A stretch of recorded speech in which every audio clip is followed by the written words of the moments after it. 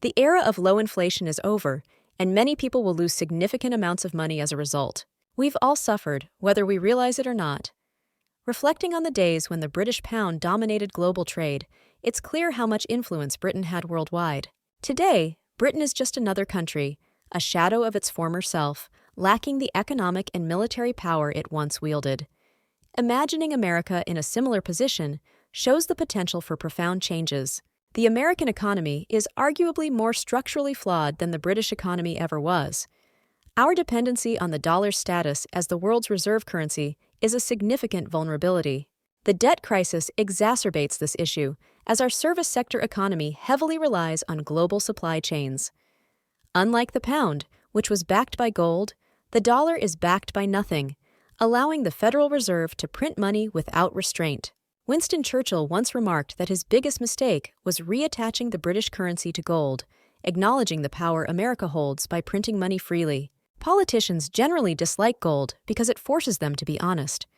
They prefer to manipulate the money supply to enhance their chances of re-election, leading to deliberate public confusion about gold. Gold acts as a chaperone, keeping politicians and bankers honest, which is contrary to their interests.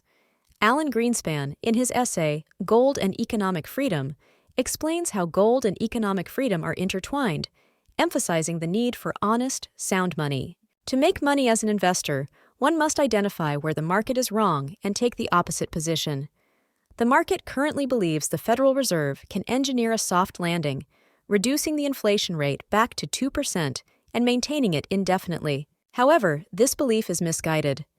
The Fed's past actions, including artificially suppressing interest rates, have led to excessive debt accumulation across all sectors, from individuals to governments. Inflation erodes purchasing power, meaning people can lose wealth even if their nominal amount of money remains the same. For instance, if prices increase fivefold, $100,000 will have a purchasing power of $20,000.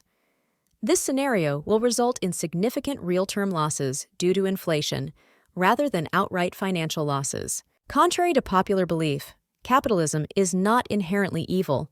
It promotes voluntary transactions and freedom, while socialism relies on coercion and government intervention. In capitalism, wealth is created by improving others' lives, whereas in socialism, wealth is often accumulated through corruption and government power. Historical evidence shows that capitalism has created a prosperous middle class, which would not exist under socialism. Government intervention often hinders economic mobility. Regulations like the minimum wage and employment taxes create barriers to entry for low-skilled workers and increase hiring costs. This, in turn, reduces opportunities for individuals to climb the economic ladder. In a free market, people could gain skills and improve their economic standing more easily. Private charities are more efficient than government programs in addressing poverty. Government-run programs often perpetuate poverty to justify their existence, whereas private charities aim to help people become self-sufficient.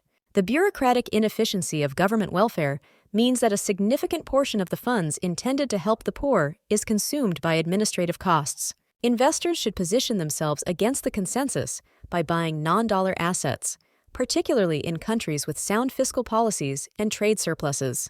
In the inflationary environment we face, owning real resources like energy, agriculture, and metals will be crucial. Gold, historically a reserve currency, is likely to regain its status as the primary monetary reserve asset, replacing the dollar. In conclusion, the economic landscape is shifting dramatically, and those who fail to adapt will face significant losses. Understanding the flaws in our current economic structure and recognizing the long-term consequences of past mistakes is essential for navigating this turbulent period. As inflation rises and the dollar's dominance wanes, prudent investment in tangible assets and sound economies will be key to preserving wealth and achieving financial stability.